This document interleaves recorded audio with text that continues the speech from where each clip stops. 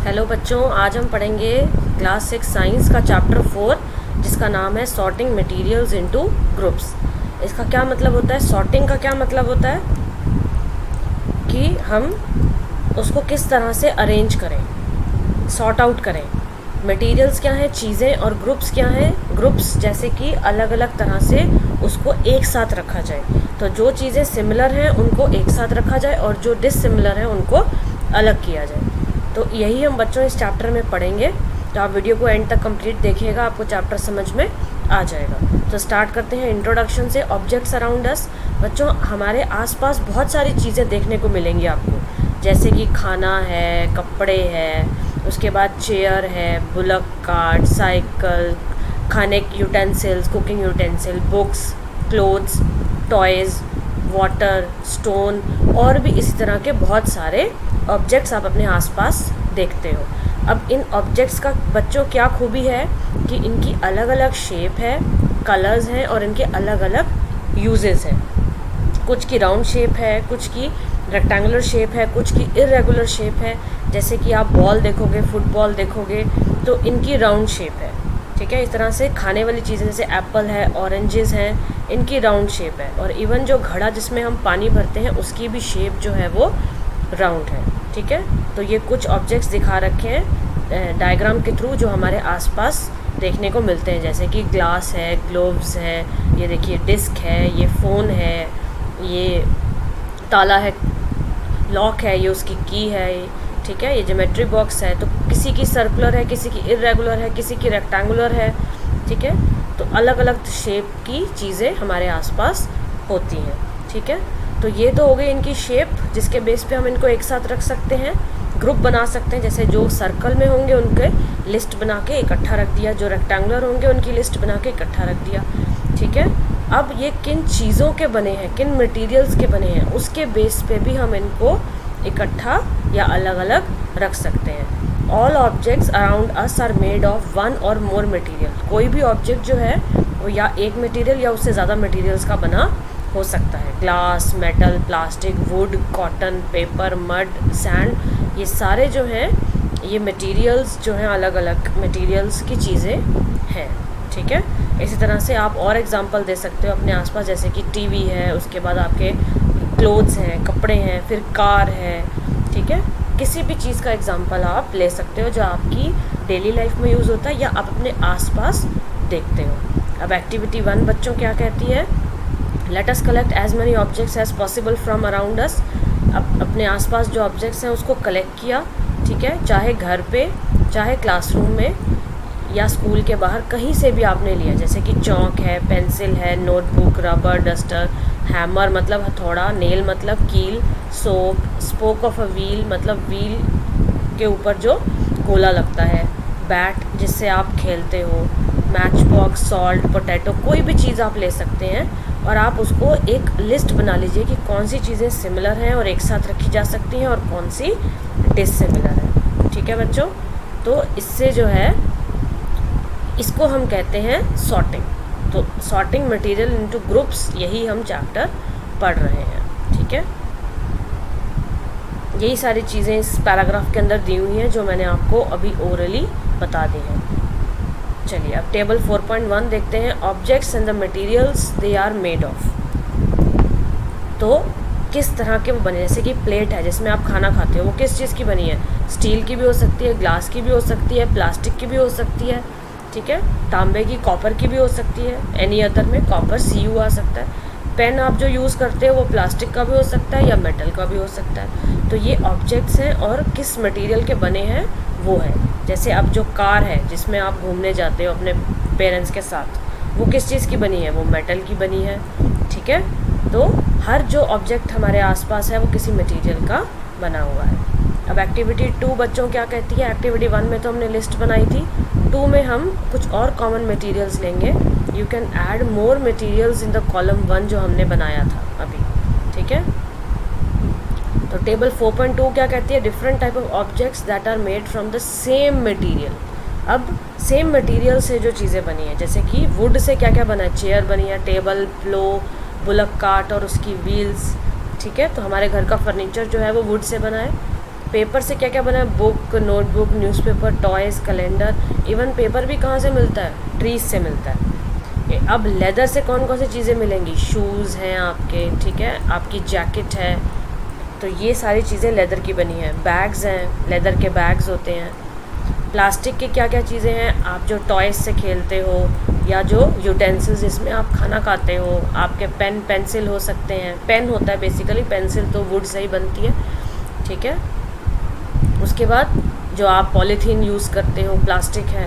Cotton का क्या होता है, कॉटन का बैग हो सकता है, कॉटन के क्लोथ्स होते हैं, ठीक है, और बड़ी सारी चीज़ों में यूज़ किया जा सकता है कॉटन का पूरा रोल होता है जो आप अपने डेटॉल लगा के वुंड को साफ़ करने में यूज़ करते हो। तो एक ही मटेरियल से बहुत सारे ऑब्जेक्ट्स बन सकते हैं। तो ये हमने इस टेबल में सीखा, ठीक है बच्चों। नेक्स्ट टॉपिक है प्रॉपर्टीज़ ऑफ मटेरियल। जो मटेरियल हैं जो अभी हम पढ़ रहे हैं उनकी प्रॉपर्टीज़ क्या हैं। Have you ever wondered why a tumbler is not made with a piece of cloth. जिसमें आप पानी पीते हो वो कपड़े का क्यों नहीं बना होता, क्यों? क्योंकि उसको पानी सोखना नहीं है, वो पानी उसी में रहे, वो उसको एब्जॉर्ब ना करे और हम उससे पानी पी सकें। इसी तरह से जो आपके कपड़े हैं वो टम्बलर वाले मटेरियल के नहीं बने होते, वो कॉटन का बना है। क्यों? सॉफ्ट हो, हमारा जो पसीना है वो सोख सके, आसानी से मशीन में धुल सके, हम फ्लेक्सिबल हो, हम उसको पहन सकें, ठीक है। तो therefore it would not be silly if we were to make a tumbler out of cloth। ये तो सिलीनेस होगी, ठीक है। तो टम्बलर किसका बना होता है, ग्लास, प्लास्टिक, मेटल, इन सब चीज़ों का बना होता है ताकि वो पानी को होल्ड कर सके, ठीक है। इसी तरह से आपकी जो नोटबुक्स हैं, बुक्स हैं, वो पेपर की बनी है, वो कागज़ की बनी है ताकि उस पर कुछ लिखा जा सके, वो मेटल की नहीं बनी है। कुकिंग यूटेंसिल्स जो हैं वो कागज़ के नहीं बने हैं। तो यही चीज़ें हैं कि जो प्रॉपर्टीज़ है मटेरियल की उसको हम अपनी यूज़ के हिसाब से इस्तेमाल करते हैं, ठीक है, यूजेज के हिसाब से इस्तेमाल करते हैं। अपीयरेंस मतलब देखने में कैसे होते हैं। Materials usually look different from each other. Wood look very different from iron, iron appears very different from copper, aluminium. At the same time there may be some similarities between iron, copper and aluminium that are not there in wood. कुछ similar भी होते हैं, कुछ dissimilar भी होते हैं। अब activity 3 पे आते हैं, क्या कहती है, collect small pieces of different material, paper, cardboard, wood, copper, wire, aluminium sheet, chalk. अब इनको कलेक्ट करके हमें क्या देखना है, क्या ये चमकते हैं? तो क्या पेपर चमकता है? नहीं। कार्डबोर्ड चमकता है? नहीं। वुड चमकता है? नहीं। एल्यूमिनियम शीट हाँ चमकती है, चौक नहीं। Copper wire little bit. तो आप इसके बेस पे शाइनी और नॉन शाइनी मटेरियल्स को एक साथ रख सकते हो। इसको फिर से हम क्या कहेंगे, सॉर्टिंग। तो शाइन और लस्टर के बेस पे मटेरियल्स को हम ग्रुपिंग कर सकते हैं, ठीक है।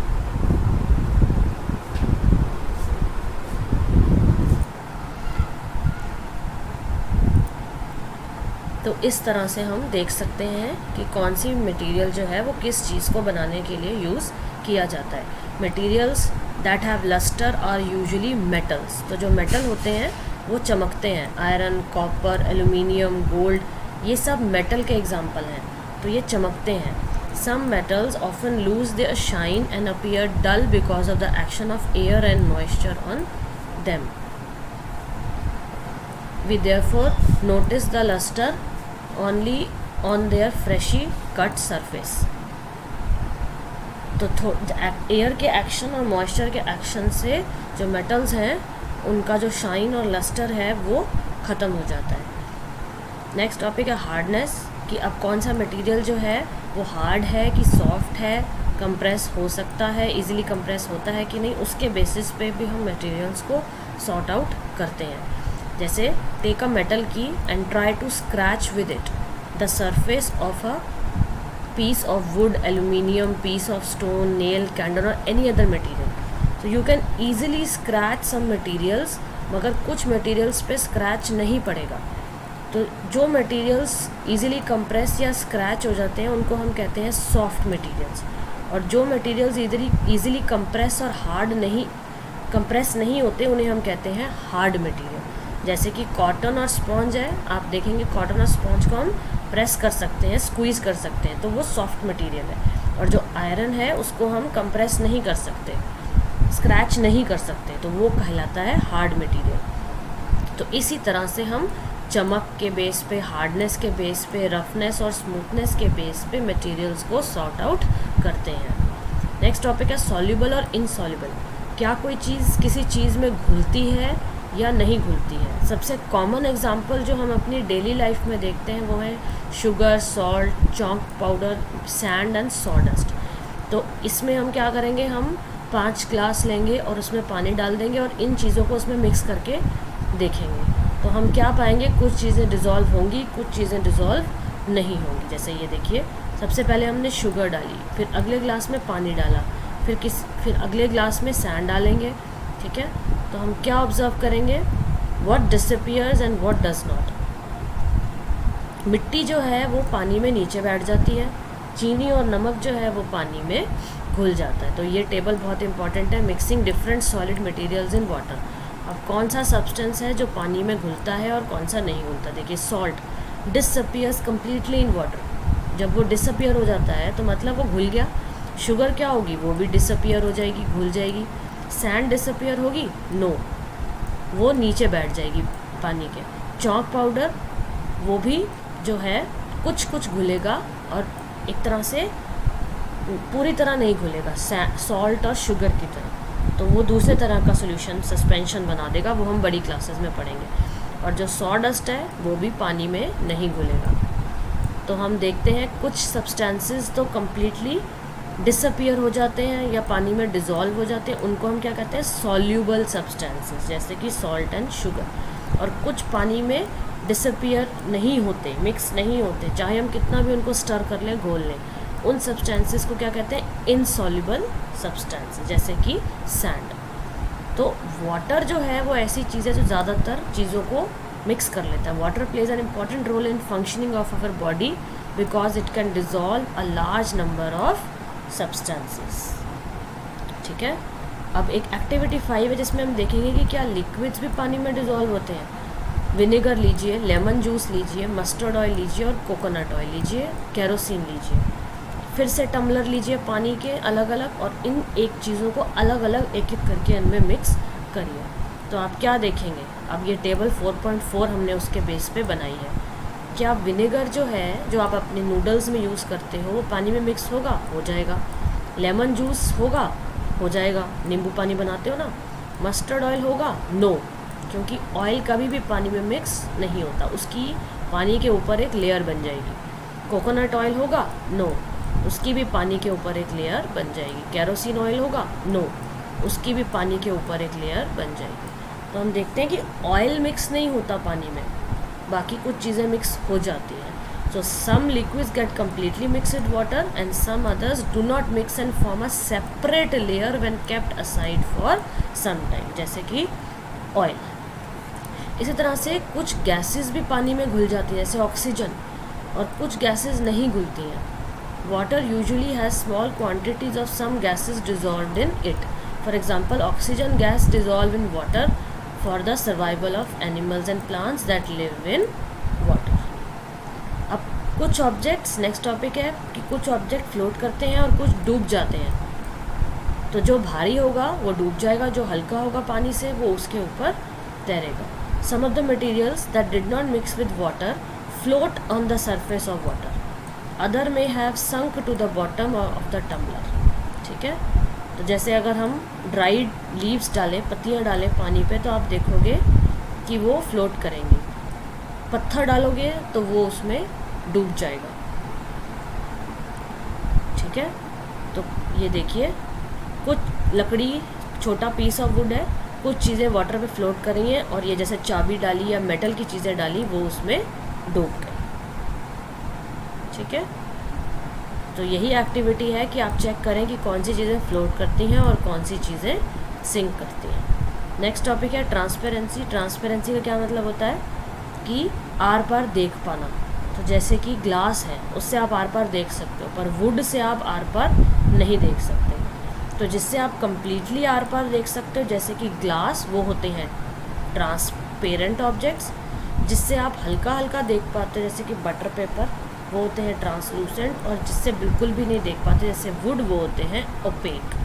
तो ये 3 तरीके से मटेरियल्स को क्लासिफाई किया जाता है, ट्रांसपेरेंट, ट्रांसलूसेंट एंड ओपेक। ये देखिए ट्रांसपेरेंट बॉटल्स शॉप में पड़ी हैं, इसमें आपको नज़र आ रहा है कि क्या खाना इसके अंदर मटेरियल जो है वो पड़ा है। वुडन बॉक्स आपका ज्योमेट्री बॉक्स है, उसके अंदर नज़र नहीं आता बाहर से कि क्या क्या पड़ा है। Transparent, translucent and opaque. तो इस तरह से हम ऑब्जेक्ट्स को क्लासीफाई करते हैं। तो इसी के साथ चैप्टर फिनिश हो गया। अब कीवर्ड्स देखते हैं।